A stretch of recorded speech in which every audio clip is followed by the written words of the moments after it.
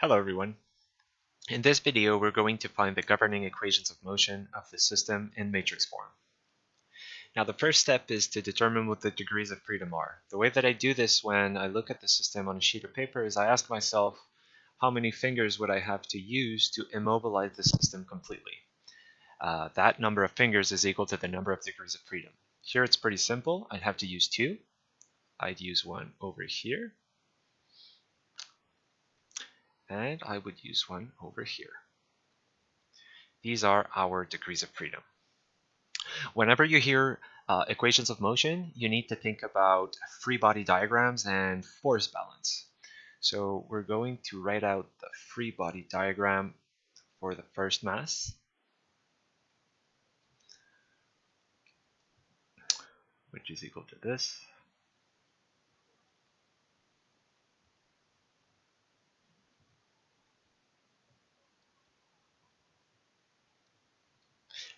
Now we're assuming a displacement to the right direction and an immobile second mass. If that's the case, then we should have these forces acting on the block.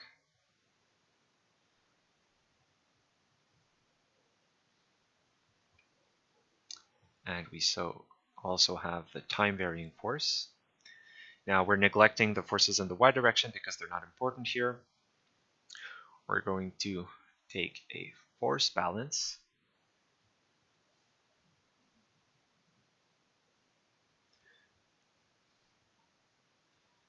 So we have minus Fk1 minus Fc1 minus Fk2 minus Fc2 plus time-varying force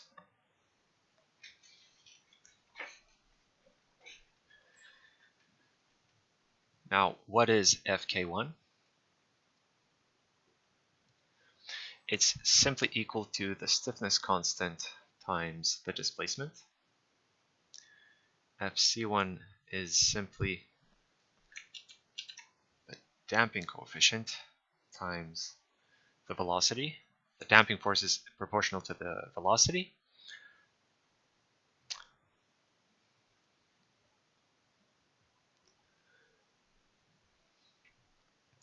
So for the second spring, the force is equal to the stiffness constant of the second spring times the difference between x sub 1 minus x sub 2.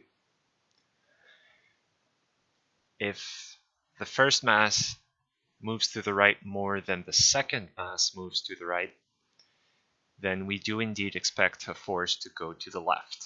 Now, if the second mass would go further than the first, then this would become negative, and so the force would change direction. This is just a sanity check. C2 is equal to C2. It's the same thing, except we're using velocities.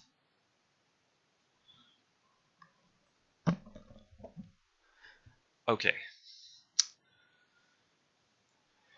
Now, it's important to note that all of this is equal to the mass times the acceleration.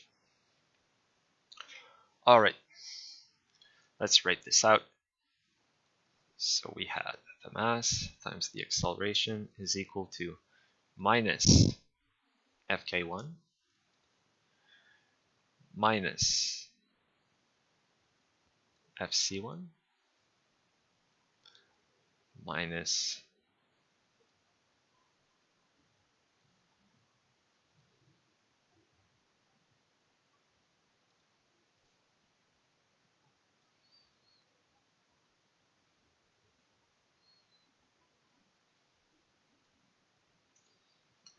I made a small mistake here.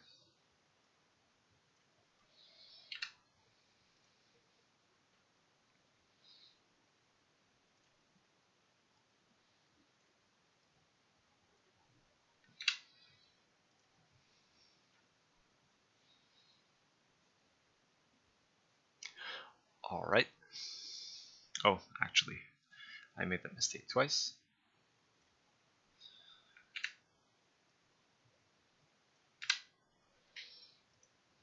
sorry about that.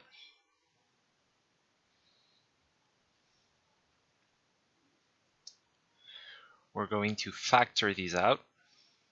We're going to bring the constants outside as factors of the displacements and the velocities. You'll see why in a short bit.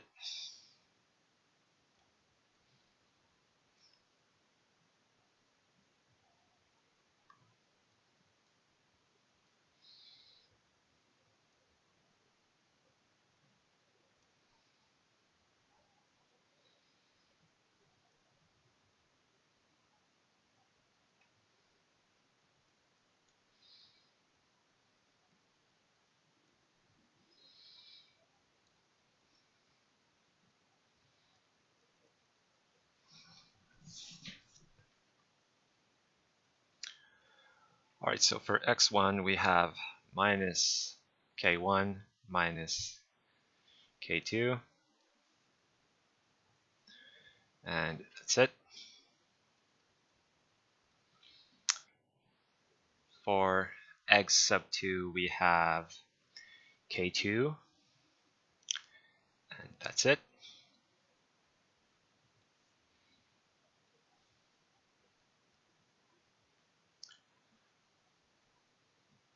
For x dot sub 1, we have minus c1 minus c2.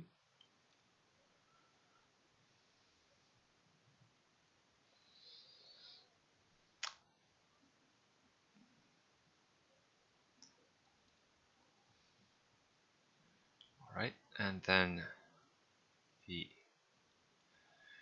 time varying force.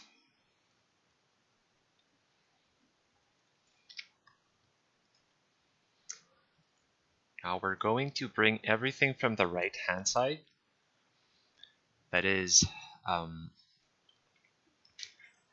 that includes the displacements and the velocities. We're only going to leave the time varying force to the right, and so we're going to get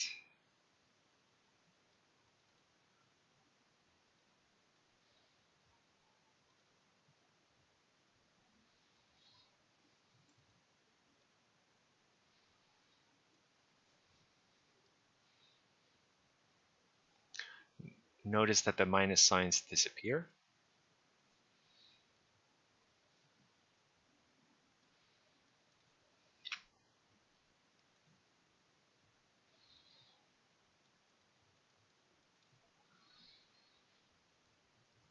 Now we're going to do the same thing for the second free body, for the second mass.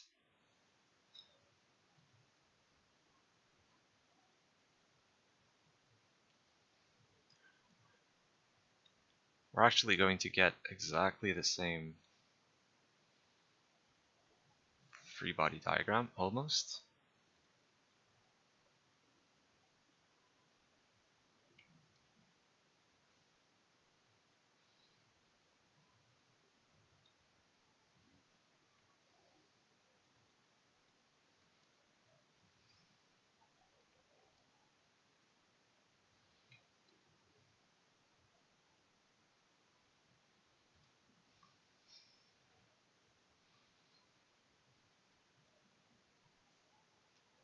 Again, we take the force balance.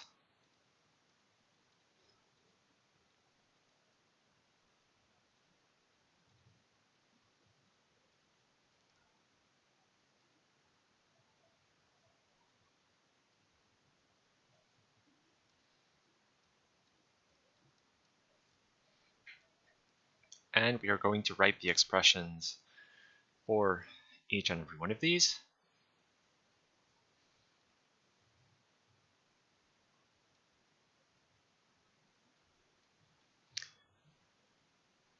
So we are assuming a displacement to the right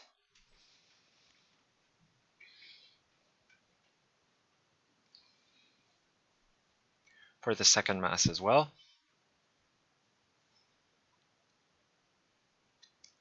So what we get is that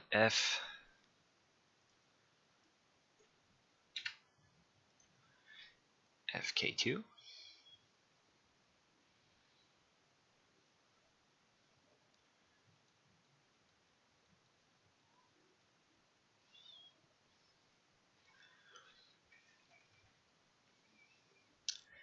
is equal to x2 minus x1. Now, a sanity check.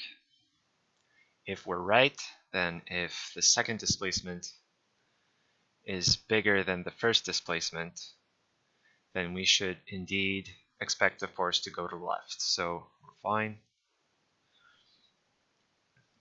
Fc2 is the same thing but with velocities. Okay. Fk3 simply equals to k3 x2. Fc3 is c3 x dot sub 2. Again, this is equal to mass times acceleration. Let's write this one out. The mass times the acceleration is equal to minus k2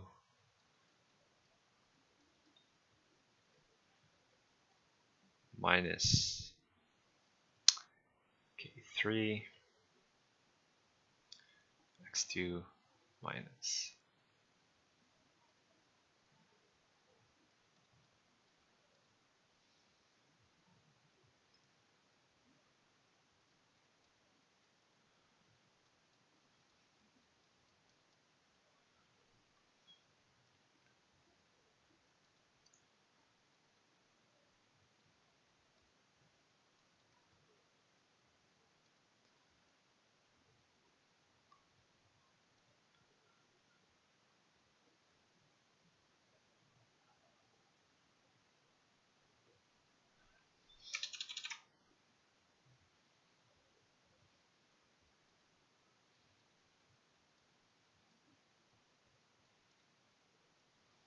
You don't have to do this, what I'm doing right now. It's just that I've found that I often make mistakes with the signs, so I'd rather just write it out and then take a little bit more time and actually end up saving time but not having to do it all over again.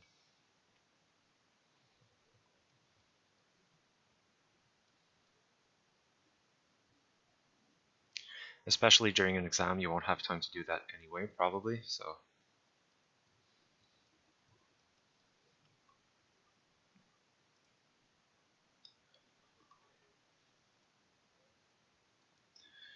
So let's do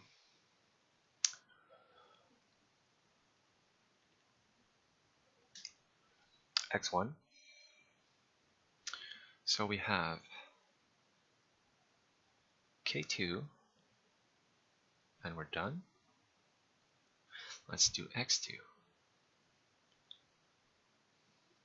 minus k2 minus k3 x2. Let's do x dot 1, so we get c2, and we're done.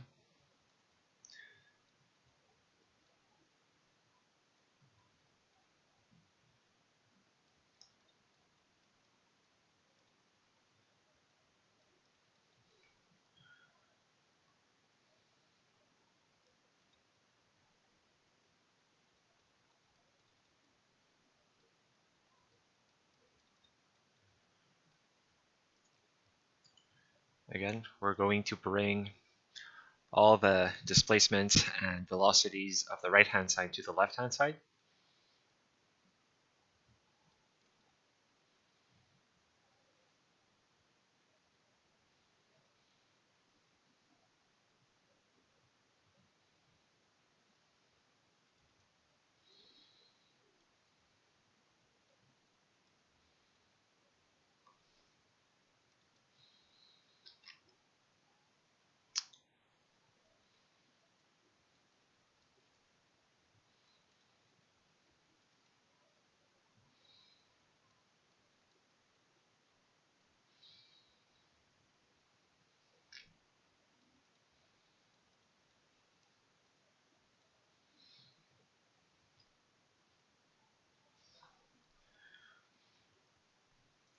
Now I'm going to highlight these results, and we are going to write them out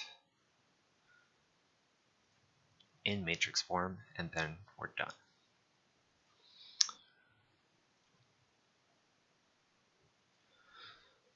So let's take this guy, bring him over here. Let's take this guy and bring him over here. Yeah, I guess this is fine. Oops.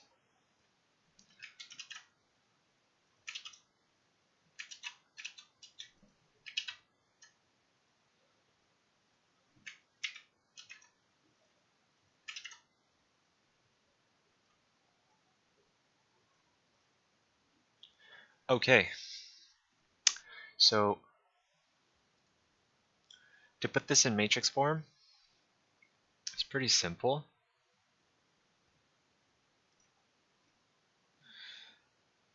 What you need is some matrix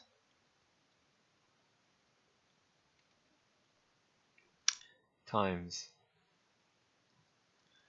velocity 1, acceleration 1 and acceleration 2, a vector, plus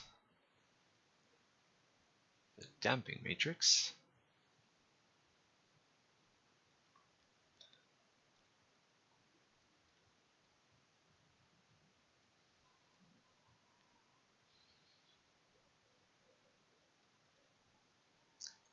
plus some stiffness matrix,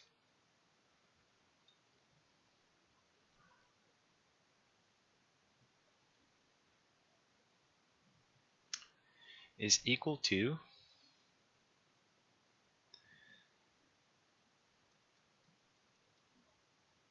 the excitation vector. Oops.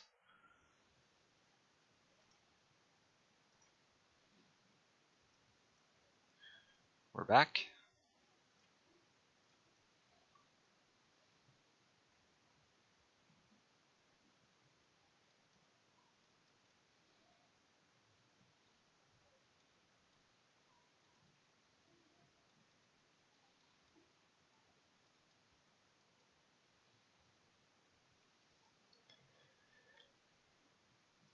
We've pretty much already done all the work by isolating the velocities and the displacements on the left-hand side. Essentially here, if we want to write them out, we would simply have to write in the first position would be M1, 0, 0, M2,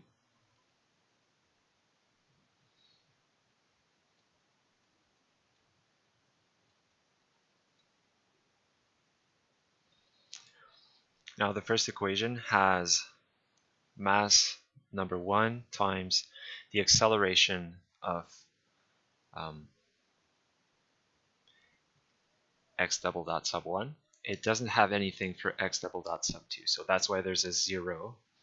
And then the opposite for the second equation.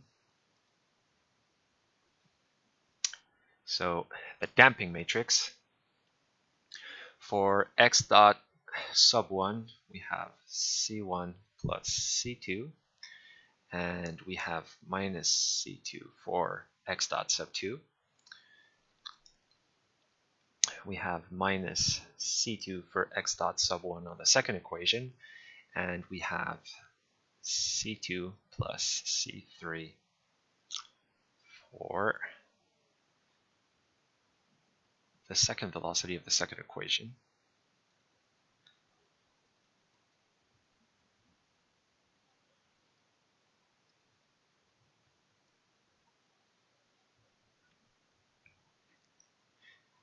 Now for the stiffness matrix, first equation we have K1 plus K2, and then we have minus K2 for the second displacement.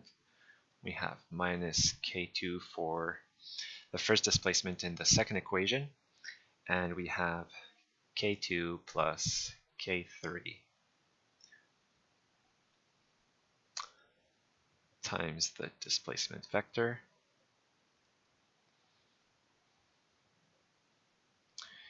And we are done.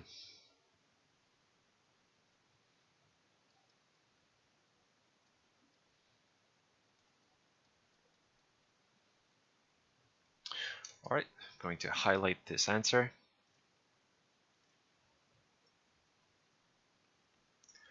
Now, if you notice some sort of symmetry in the mass damping and stiffness matrix, there is a pattern. In another video, I'm going to show you a way to write this matrix equation directly without having to do any of this mathematics. This is just to show you where it comes from. Now, you should be able to do this in an exam. That's probably what the instructor is going to ask you. And if you want to have this worksheet as a PDF, as always, I've put a link in the description below. Thank you for listening.